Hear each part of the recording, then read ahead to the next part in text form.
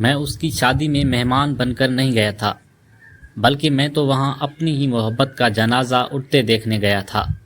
جب زویا نے کانپتے ہاتھوں سے میرے ہاتھوں میں وہ سیاہ گلاب تھمایا تو اس کی آنکھوں میں آنسو نہیں، ایک ایسی خاموشی تھی جو میری روح کو چیر رہی تھی۔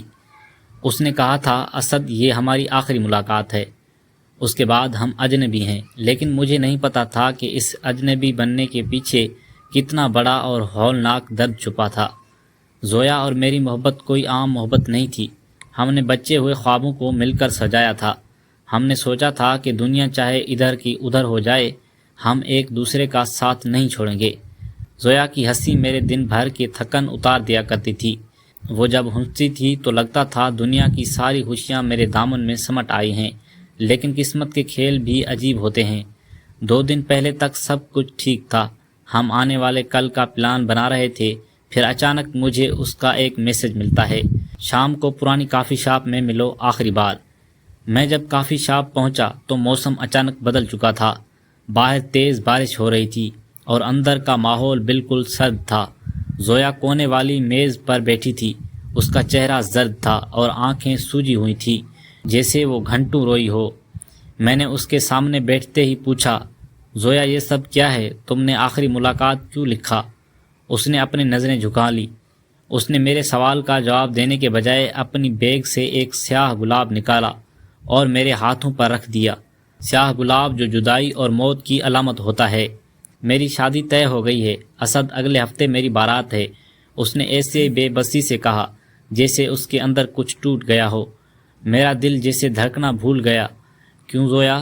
تم نے تو وعدہ کیا تھا، تم میرے بنا کیسے رہ سکتی ہو؟ میں نے غصے اور درد میں اس کا ہاتھ پکڑ لیا۔ زویا نے اپنا ہاتھ چھڑانے کی کوشش نہیں کی۔ اس کی آنکھوں سے آخرکار ایک آنسو کا قطرہ ٹپکا اور میرے ہاتھ پر گرا۔ وہ آنسو اتنا گرم تھا کہ میرے دل کو جلا گیا۔ وہ روتے ہوئے بولی، اسد، تم صرف اپنی محبت دیکھ رہے ہو، میرے باپ کی عزت اور ان کی زندگی نہیں دیکھ رہے۔ میرے باپ کی زندگی میرے لیے سب کچھ ہے۔ ڈاکٹر نے کہا ہے کہ اگر انہیں تھوڑا سا بھی صدمہ پہنچا تو ان کا دل یہ برداشت نہیں کر پائے گا۔ انہوں نے میرے سامنے اپنی پگڑی رکھ دی تھی۔ اسد، میں ان کی زندگی کے بدلے اپنی خوشی کیسے چنتی؟ اس کی باتیں سن کر میرے غصے کا سمندر اچانک خاموش ہو گیا۔ مجھے محسوس ہوا کہ میں کتنا خود غرض تھا۔ میں تو صرف اپنا درد رو رہا تھا، جبکہ وہ لڑکی اپنی پوری زندگی اپنی روح کا قتل کر کے میرے سامنے بیٹھی تھی، صرف اپنے باپ کی زندگی کے لیے۔ ہم دونوں کے درمیان خاموشی چھا گئی۔ باہر بارش تیز ہو چکی تھی اور کافی شاپ کے شیشے پر گرتے آنسو لگ رہے تھے کہ دنیا بھی ہمارے نصیب پر رو رہی ہے۔ اس نے آخری بار مجھے دیکھا، میرے ہاتھ کو ہلکا سا دبایا اور اٹھ کر چلی گئی۔ میں وہاں بیٹھا رہا، ہاتھ میں اس سیاہ گلاب کو لیے۔ زویا چلی گئی لیکن مجھے ایک ایسی منزل پر چھوڑ گئی جہاں نہ میں آگے بڑھ سکتا ہوں نہ پیچھے لوٹ سکتا ہوں۔ محبت ہار گئی تھی اور فرض جیت گیا تھا۔ اب روز جب بھی بارش ہوتی ہے مجھے کافی شاپ کی وہ میز اور وہ سیاہ گلاب یاد آتا ہے، اور میں خود سے پوچھتا ہوں، کیا واقعی محبت قربانی کا ہی دوسرا نام ہے؟ تو میرے عزیز دوستو، اگر اس کہانی نے آپ کے دل کو چھوا ہو اور آپ ہمارے اس خوبصورت سفر کا حصہ بنے رہنا چاہتے ہیں تو اپنے اس چینل داستان دل کو ضرور سبسکرائب کریں۔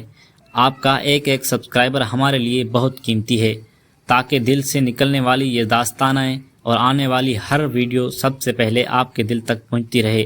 اپنا اور اپنے پیاروں کا بہت خیال رکھیے گا۔